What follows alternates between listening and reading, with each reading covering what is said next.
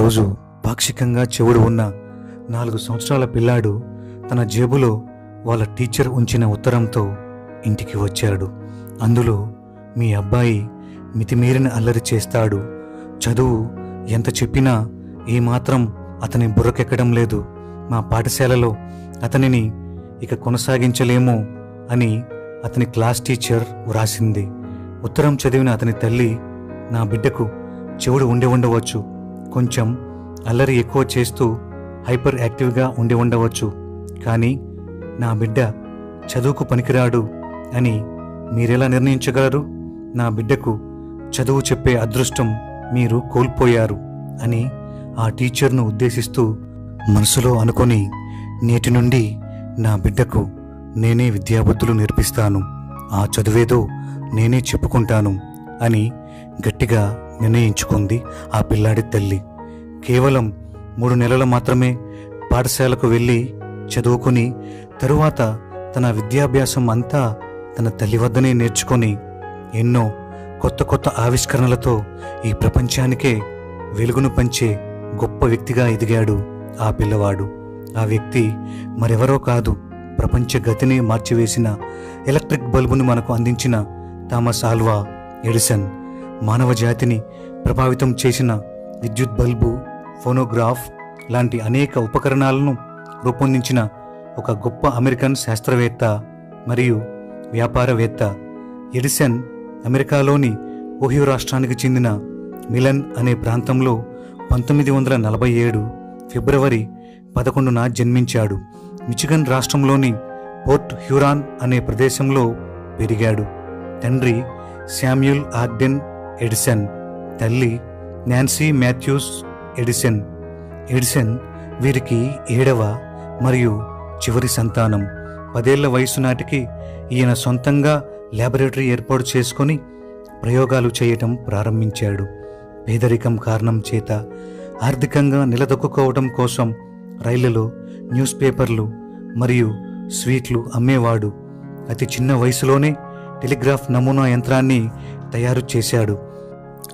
చిన్నతనంలోనే స్కార్లెట్ జ్వరము మరియు చెవి ఇన్ఫెక్షన్ వలన ఎడిసన్కు వినికిడి సమస్య వచ్చింది. తరువాత 1861లో సివిల్ వార్ ప్రబలినప్పుడు ఆయన గ్రాండ్ ట్రంక్ హెరాల్డ్ అనే న్యూస్ పేపర్ను నడిపాడు. ఆ సమయంలో జరిగిన ఒక అగ్ని ప్రమాదం వలన వినికిడి సమస్య మరింత జటిలమైంది. 1862లో ఎడిసన్ ఒక స్టేషన్ మాస్టర్ బిడ్డను పెద్ద ప్రమాదం నుంచి రక్షించాడు. అందుకు ప్రతిఫలంగా ఆ స్టేషన్ మాస్టర్ వద్ద నుండి ఎడిసన్ టెలిగ్రఫీని నేర్చుకున్నాడు. అతి తక్కువ సమయంలోనే, అనగా 1868లోనే టెలిగ్రాఫ్ పేటెంట్ను పొందగలిగాడు. బ్రతుకుదెరువు కోసం స్టాక్స్ ఎక్స్చేంజీ టెలిగ్రాఫ్ ఏజెన్సీలో పనికి కుదిరాడు. తరువాత తన టెలిగ్రాఫ్ పరికరాన్ని అమ్ముకున్నాడు. ఏ కొద్ది మొత్తమో లభిస్తుందని అనుకున్న ఎడిసన్కు $40,000 ముట్టడంతో ఆశ్చర్యపోయాడు. అంతే, అప్పటి నుండి ఆయన ఆవిష్కరణలకు అంతం లేకుండా పోయింది.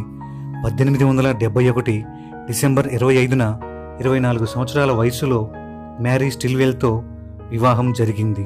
వీరికి 3 సంతానం. ఎడిసన్ 1877లో కనిపెట్టిన పరికరం ఫోనోగ్రాఫ్. ఈ పరికరాన్ని కనిపెట్టినప్పుడు ప్రజలు సంభ్రమాశ్చర్యాలకు గురయ్యారు. 1878లో ఎలక్ట్రిక్ బల్బును రూపొందించాడు. అది ఆర్థికంగా ఆయనను మరింత ఎత్తుకు తీసుకుని వెళ్ళింది.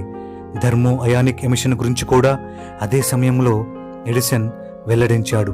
1887-89 మధ్యకాలంలో type writer, electric pen, gramophone, motion picture camera లాంటి కొత్త ఆవిష్కరణలను ఎన్నింటినో ఆయన రూపొందించాడు. ఆయన తన 84 సంవత్సరాల జీవితంలో 193 పేటెంట్లకు హక్కులు కలిగి ఉన్నాడు. 1889లో ప్యారిస్లో గొప్ప వైజ్ఞానిక ప్రదర్శన జరిగింది. అందులో ప్రదర్శించబడ్డ వస్తువులలో 90% పైగా థామస్ ఎడిసన్కు చెందినవే కావటం గమనార్హం. మేధావి అంటే 1% ప్రేరణ, 90% పరిశ్రమ అనే నానుడికి నిలువెత్తు రూపం ఎడిసన్ మహాశయుడు. ఎడిసన్ తన 84వ ఏట 1931 అక్టోబర్ 18న డయాబెటిక్ సమస్యలతో న్యూ జెర్సీలోని వెస్ట్ ఆరెంజ్లో మరణించాడు. బాల్యం నుండి తను చనిపోయే వరకు సరికొత్త ఆవిష్కరణలు కనిపెట్టడం కోసం అనుక్షణం ఆరాటపడ్డారు. ప్రపంచానికి వెలుగును పంచి నవశకానికి నాంది పలికిన గొప్ప మేధావి థామస్ ఆల్వా ఎడిసన్. ఎడిసన్ ఆత్మవిశ్వాసం ఎంత గొప్పదంటే 1914లో 64 ఏళ్ల వయసులో తన ఫ్యాక్టరీలో పెద్ద అగ్ని ప్రమాదం జరిగింది. కళ్ళ ముందే జీవితకాలంలో సంపాదించిన ఆస్తి మొత్తం కాలి బూడిదైపోతుంది. ఫ్యాక్టరీకి కొద్ది మొత్తంలోనే ఇన్సూరెన్స్ ఉంది. మరలా సంపాదించడానికి ఆయన యువకుడు కూడా కాదు. మంటల్లో ఆవిరవుతున్న సంపదను చూస్తూ, దేవుడా, నేను చేసిన తప్పులన్నింటినీ ఈ రూపంలో మంటల్లో కాల్చివేస్తున్నావా? మరలా జీవితాన్ని కొత్తగా ప్రారంభించడానికి నాకు అవకాశం కల్పించినందుకు నీకు కృతజ్ఞతలు అని తనకు తాను ధైర్యం చెప్పుకున్న గొప్ప వ్యక్తి. ఆశ్చర్యం ఏమిటంటే ఈ సంఘటన జరిగిన 3 వారాలకే ఫోనోగ్రాఫ్ పరికరాన్ని కనిపెట్టి తన సత్తా ఏంటో ప్రపంచానికి తెలియజేశాడు.